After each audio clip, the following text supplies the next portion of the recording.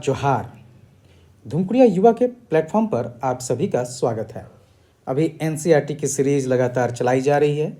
इसी में अभी क्लास 7 का सामाजिक और राजनीतिक जीवन भाग 2 जो बुक किताब है, इसके चैप्टर्स आपको लगातार यूट्यूब में सुनाए जा रहे हैं। तो आइए उसका अगला चैप्टर देखते हैं। पहला चैप्टर हम लोग कर चुके हैं और दूसरा चैप्टर है स्वास्थ्य से संबंधित। तो इसी को देखना है हम लोग को। तो पहले इसमें स्वास्थ्य में सरकार की भूमिका को दिखाया गया है। एक महत्वपूर्ण बात यह है कि पीटी हो या मेंस, आप कोई भी एग्ज़ाम दे रहे हो, बीपी यूपीएससी दे रहे हो, जेपीएससी या बीपीएससी, या आप यूपीपीएससी दे रहे हैं, आप कोई भी एग्ज़ाम स्टेट पीसीएस भी अगर दे रहे हैं, तो चाहे मेंस हो या पीटी, दोनों के संदर्भ में एनसीईआरटी काफ़ी उपयोगी है। तो इसलिए एनसीईआरटी ज़रूर पढ़ें। धुमकुड़िया युवा में भी अभी क्लास लगातार चलाई जा रही है, साथ ही टेस्ट भी लिए जा रहे हैं। तो अगर ज्वाइन करना चाहें तो कर सकते हैं। ये क्लासेस ऑनलाइन चलाई जा रही हैं। आइए देखते हैं चैप्टर 2, स्वास्थ्य में सरकार की भूमिका। इसमें सबसे पहले ये बताया गया है कि आखिर सरकार का कर्तव्य क्या है। तो लोकतंत्र में लोगों की ये अपेक्षा रहती है कि सरकार उनके कल्याण के लिए कार्य करे। यह शिक्षा, स्वास्थ्य, रोजगार प्रदान करने, गृह निर्माण, सड़कों के विकास तथा बिजली आदि उपलब्ध कराने के माध्यम से हो सकता है। दूसरा, इसके बाद इसमें स्वास्थ्य क्या है, इस पर बात की गई है कि स्वास्थ्य का अर्थ हमारे बीमारियों और चोटों आदि से मुक्त रहना है। अर्थात स्वास्थ्य को डिफाइन किया गया है कि स्वास्थ्य का अर्थ हमारा निरोग रहना है, अर्थात हमारा बीमारियों और चोट आदि से मुक्त रहना। लेकिन साथ ही इसमें उन पक्षों को भी देखा गया है जो स्वास्थ्य को प्रभावित करते हैं, जैसे स्वच्छ पानी, प्रदूषण। अर्थात हमें ऐसे वातावरण और ऐसी सुविधाएं मिलनी चाहिए जो हमें निरोग रख सके। तो स्वच्छ पानी और प्रदूषण मुक्त वातावरण सामान्यतः स्वस्थ रहने के लिए बहुत ज़रूरी है। वहीं अगर लोगों को भरपेट भोजन न मिले या उन्हें घुटन भरी अवस्था में रहना पड़े तो उनके बीमार पड़ने की संभावना अधिक हो जाती है। तो ये स्वास्थ्य का परिभाषा दिया गया है। भारत में स्वास्थ्य सेवाएं वर्तमान स्थिति को दिखाते हुए इसमें 2 संदर्भों में दिखाया गया, 2 स्तंभ है, एक उसके पॉजिटिव पक्ष को, दूसरे उसके नेगेटिव पक्ष को। तो आइए देखते हैं पहला पॉजिटिव पक्ष कि भारत में सर्वाधिक चिकित्सा महाविद्यालय हैं और यहाँ सबसे अधिक डॉक्टर तैयार किए जाते हैं। लगभग हर वर्ष 30,000 से अधिक नए डॉक्टर योग्यता प्राप्त करते हैं। चलिए थोड़ा सा करंट डाटा हम लोग देख लेते हैं। अगर मेडिकल कॉलेज की बात करें तो 2014 में ये 387 थे, अब ये 2024 में 706 हो गए हैं। तो इसमें करीब करीब 82% की वृद्धि देखी गई है मेडिकल कॉलेज में। वहीं दूसरी ओर एमबीबीएस सीट की बात करें तो एमबीबीएस सीट की अगर बात करते हैं तो ये 2014 में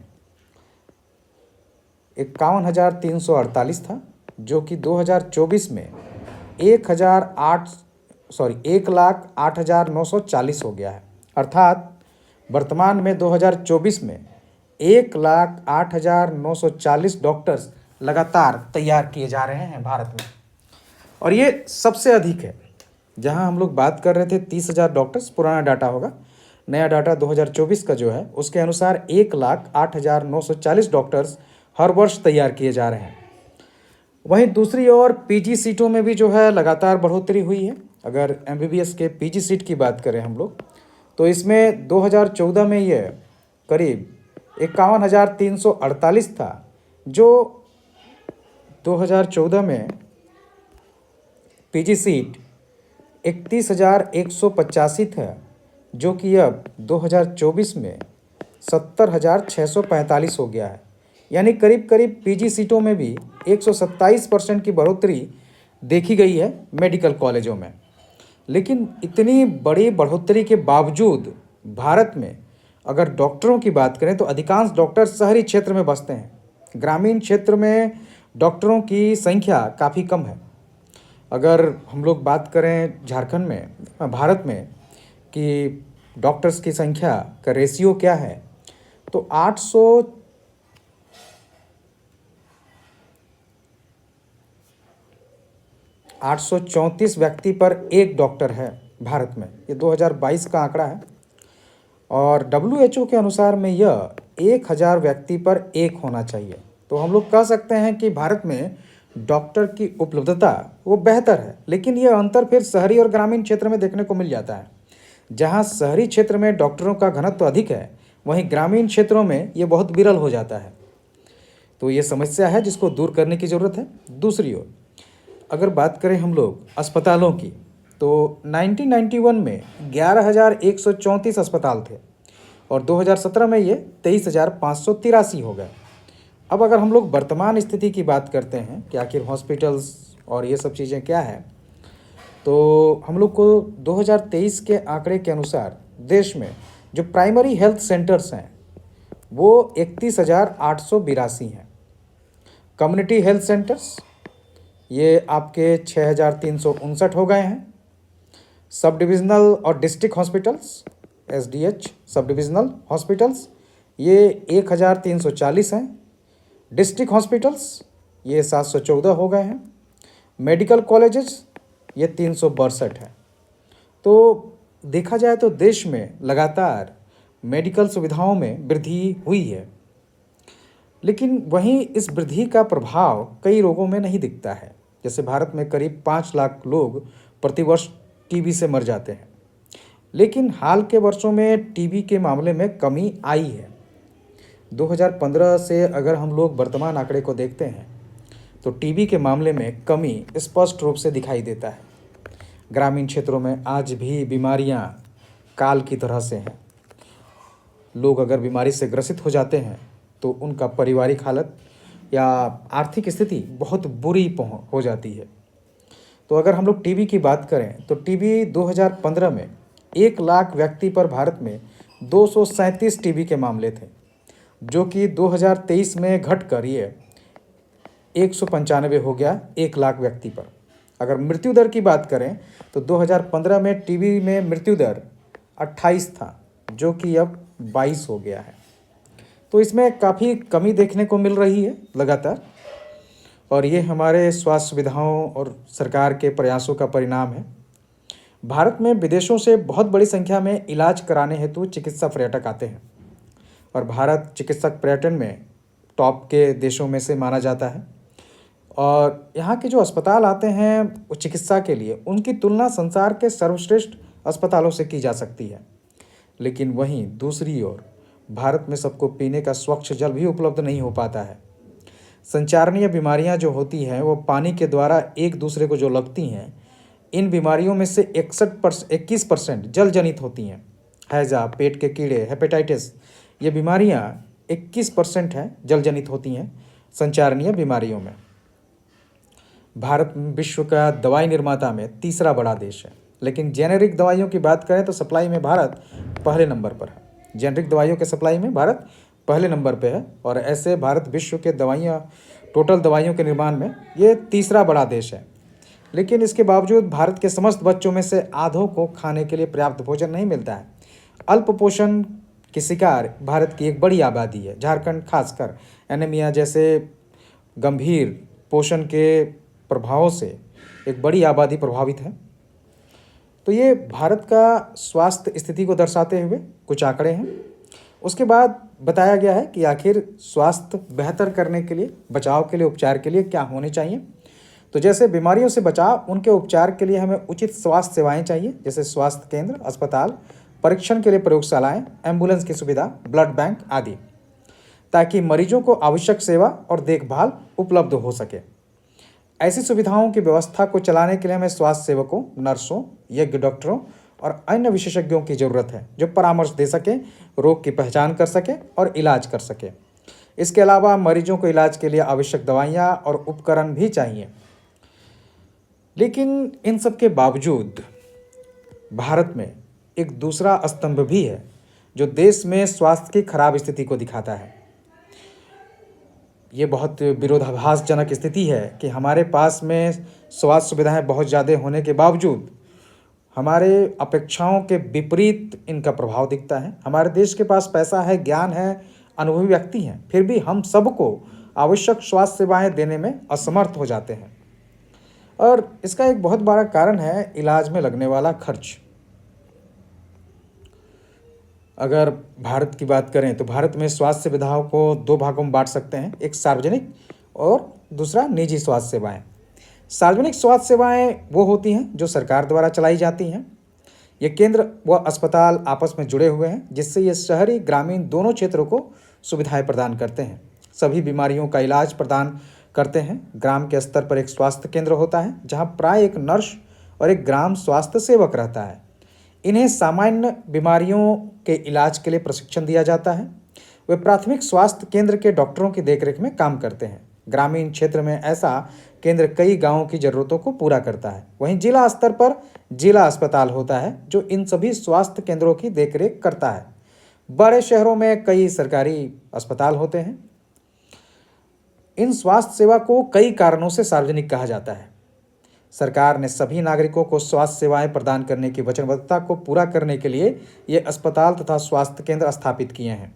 इन सेवाओं को चलाने के लिए धन उस पैसे से आता है जो लोग सरकार को टैक्स के रूप में देते हैं, इसलिए ये सुविधाएं सबके लिए हैं। सार्वजनिक स्वास्थ्य व्यवस्था का एक महत्वपूर्ण पहलू ये है कि इसका उद्देश्य अच्छी स्वास्थ्य सेवाएं निःशुल्क या बहुत कम कीमत पर देना है, जिससे गरीब लोग भी इलाज करा सके। स्वास्थ्य सेवाओं का अन्य महत्वपूर्ण कार्य है बीमारियों जैसे टीबी, मलेरिया, पीलिया, दस्त लगना, हैजा, चिकनगुनिया आदि को फैलने से रोकना। इनकी व्यवस्था सरकार को लोगों के सहयोग से करनी होती है, अन्यथा ये असफल हो जाएगी। तो अगर हम लोग बात करें कि सार्वजनिक स्वास्थ्य सेवाओं की विशेषता क्या है, तो पहला नंबर तो ये सरकार के द्वारा चलाई जाती है। दूसरा, ये सभी नागरिकों के लिए उपलब्ध है। तीसरा, ये सरकार को जो टैक्स दिया जाता है उसके द्वारा ये व्यवस्था शुरू की जाती है। चौथा, इसका उद्देश्य निःशुल्क और बहुत कम कीमत पर स्वास्थ्य सुविधाएं देना है ताकि गरीब लोग भी इलाज करा सकें। पांचवा, महामारियों को रोकना, ये भी इसका एक उद्देश्य है। अगर हम लोग बात करें भारत के संविधान में स्वास्थ्य सेवाओं को लेकर, तो भारत के संविधान में आर्टिकल 47 जो कि डीपीएसपी का भाग है, उसमें सार्वजनिक स्वास्थ्य की बात की गई है और इसका दायित्व राज्यों को दिया गया है। लेकिन इसके अलावा भी कई आर्टिकल्स हैं जो स्वास्थ्य से जुड़े हुए हैं, जैसे मौलिक अधिकार के तहत में आर्टिकल 21, इसके अलावा 38, 39, 42, 43 ये आर्टिकल्स भी स्वास्थ्य सुविधाओं से जुड़े हुए हैं। अगर एसडीजी की बात करें सोशल डेवलपमेंट गोल में, तो सोशल डेवलपमेंट गोल 3 वो बात करता है हेल्थ और वेलबींग फॉर ऑल पीपल पर। सरकार को हर व्यक्ति के जीवन के अधिकार की रक्षा करनी है, आर्टिकल 21। यदि कोई अस्पताल समय पर व्यक्ति को इलाज नहीं प्रदान कर पाता तो इसका तात्पर्य यह है कि उसे जीवन की सुरक्षा नहीं दी जा रही है। अदालत ने यह भी कहा है कि यह सरकार का कर्तव्य है कि वह मरीजों को आवश्यक स्वास्थ्य सुविधाएं दे, जिसमें आकस्मिक इलाज की सुविधा भी सम्मिलित हो। तो ये महत्वपूर्ण फीचर्स हैं सार्वजनिक स्वास्थ्य सुविधाओं के। निजी स्वास्थ्य सुविधाओं की बात करें तो हमारे देश में कई तरह की निजी स्वास्थ्य सुविधाएं पाई जाती हैं। बड़ी संख्या में डॉक्टर अपने निजी दवाखाने चलाते हैं। ग्रामीण क्षेत्रों में पंजीकृत चिकित्सा व्यवसायी वो रहते हैं। शहरी क्षेत्रों में बड़ी संख्या में डॉक्टर्स हैं, विशेषज्ञ हैं, हॉस्पिटल्स हैं, नर्सिंग होम्स हैं और प्रयोगशालाएं हैं। ये प्रयोगशालाएं एक्सरे, अल्ट्रासाउंड इस तरह की सुविधाएं प्रदान करती हैं। दुकानें होती हैं जहां से हम दवाइयाँ खरीदते हैं। इनमें सरकार का स्वामित्व या नियंत्रण नहीं होता है, ये निजी होती हैं, प्राइवेट स्तर पे चलाई जाती हैं। हमारे आज अगर हम लोग देखते हैं तो निजी स्वास्थ्य सेवाएं चारों ओर दिखाई देती हैं और सार्वजनिक स्वास्थ्य सेवाओं के विपरीत इन निजी स्वास्थ्य संस्थाओं में मरीजों को हर सेवा के लिए बहुत धन व्यय करना पड़ता है। अर्थात निजी स्वास्थ्य सेवाएं ये लाभ के उद्देश्य से चलाई जाती हैं।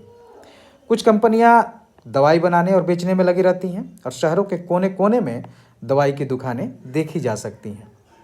तो निजी स्वास्थ्य सेवा की बात करें तो ये प्राइवेट है, निजी स्तर पर चलाई जाती हैं। दूसरा, इसका उद्देश्य लाभ है।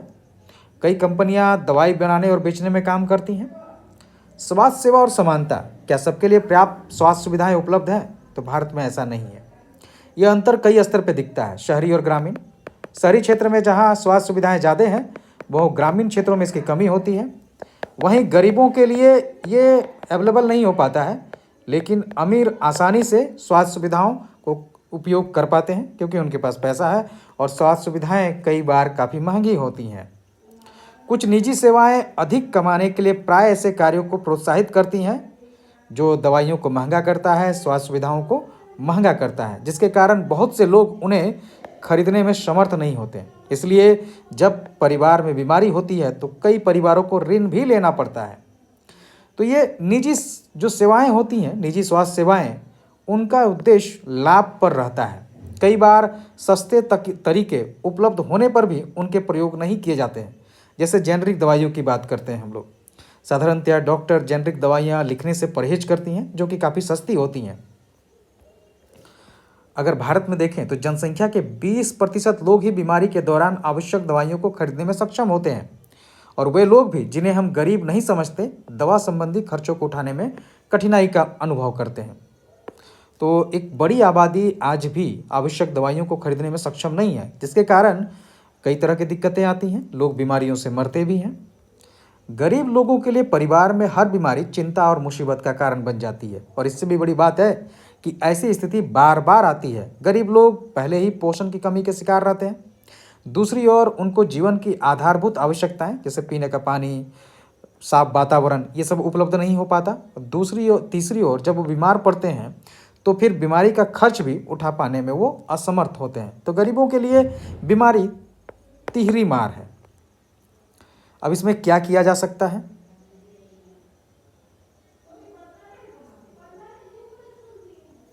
अब इसमें यह है कि क्या किया जा सकता है।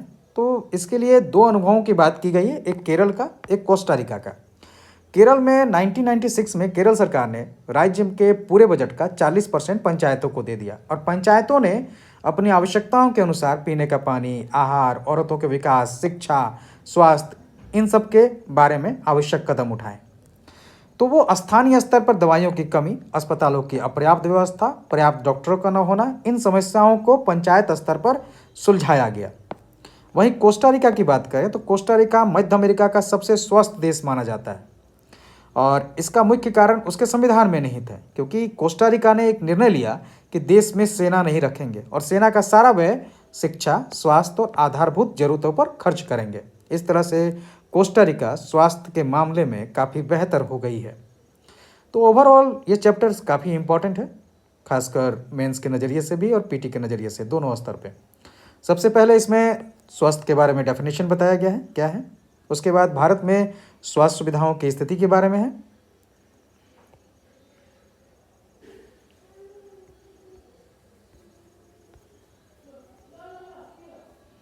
उसके बाद आखिर इसमें बीमारियों में उपचार के लिए किन की ज़रूरत होती है उसके बारे में है। भारत में उसके जो स्वास्थ्य समस्याएं हैं उनके बारे में दूसरे स्तंभ को भी दिखाया गया है। पहला स्तंभ जिसमें भारत स्वास्थ्य सुविधाओं में प्रगति कर रहा है, और दूसरा स्तंभ जो उसकी कमियों को बताता है। वहीं सार्वजनिक और निजी स्वास्थ्य सेवाओं के बारे में बात की गई है। सार्वजनिक स्वास्थ्य सेवाओं के फीचर्स के बारे में बात की गई है इसमें, आखिर उसकी क्या विशेषताएं हैं और वो क्यों जरूरी हैं। निजी स्वास्थ्य सेवाओं के कमियों के बारे में बात हुई है, और सबसे अंतिम में स्वास्थ्य सेवाएं क्या सभी को समान रूप से मिल रही हैं, इसकी भी चर्चा इसमें की गई है। दो एग्जाम्पल भी हैं, केरल का और कोस्टारिका का। तो ये ओवरऑल आपका स्वास्थ्य वाला चैप्टर कंप्लीट होता है। आइए कुछ डेफिनेशंस देख लेते हैं। इन परिभाषाओं काफ़ी महत्वपूर्ण है। सार्वजनिक वो सेवा कार्य जो देश के सब लोगों के लिए है और सरकार द्वारा आयोजित किया जाता है। इसमें स्कूल, अस्पताल, टेलीफोन सेवाएं शामिल हैं। लोग इन सेवाओं की मांग कर सकते हैं, और यदि संस्थाएं ठीक से काम नहीं करती तो इन पर सवाल उठा सकते हैं। तो इसके सार्वजनिक शब्द के कई परिभाषा फीचर्स हैं, विशेषताएं हैं। ये सब लोगों के लिए होगा, सरकार द्वारा आयोजित होगा, इन सेवाओं की मांग की जा सकती हैं, और अगर ये ठीक से काम नहीं करती हैं तो इन पर सवाल उठाया जा सकता है। निजी सेवा जो किसी व्यक्ति या कंपनी द्वारा मुनाफे के लिए किया जाता है। चिकित्सा पर्यटक ये वे विदेशी पर्यटक हैं जो देश के उन अस्पतालों में अपना इलाज कराने के लिए विशेष रूप से यहाँ आते हैं जहाँ उन्हें अपने देश की तुलना में बहुत कम मूल्य पर विश्व स्तरीय सुविधाएं प्राप्त होती हैं। इसमें केरल अभी नेचुरोपैथी को लेकर काफ़ी फेमस हुआ है। संचारणीय बीमारियां, दो तरह की बीमारियां होती हैं, गैर संचारणीय और संचारणीय। तो संचारणीय बीमारियों की बात है, वे बीमारियां हैं जो एक व्यक्ति से दूसरे व्यक्ति को कई माध्यमों से संचारित होती हैं, जैसे पानी, भोजन, हवा, इन सब के माध्यम से। ओपीडी, ओपीडी का फुल फॉर्म होता है आउट पेशेंट डिपार्टमेंट, अर्थात बाह्य रोगी विभाग। अस्पतालों में आपने सुना ही है, अस्पताल में किसी विशेष वार्ड में भर्ती होने से पहले रोगी ओपीडी में ही दिखाए जाते हैं। नैतिक आचार, किसी व्यक्ति के व्यवहार को प्रभावित करने वाले नैतिक सिद्धांत को नैतिक आचार कहते हैं। जेनेरिक नाम, ये जरूर याद रखिएगा, दवाइयों के रासायनिक नाम को जेनेरिक नाम कहा जाता है। ये दवाइयों में प्रयुक्त सामग्रियों की पहचान करने में मदद करते हैं जो विश्व स्तर पर मान्यता प्राप्त हैं। उदाहरण के लिए एस्पिरिन का जेनेरिक नाम है एसिटाइल सैलिसिलिक एसिड, ये एस्पिरिन का जेनेरिक नाम है। तो जेनेरिक नाम क्या है? दवाइयों के रासायनिक नाम, इसको जरूर याद रखिएगा। धन्यवाद, ये चैप्टर पूरा हो गया है। अगली बार हम लोग फिर इसके अगले चैप्टर्स पे आएंगे।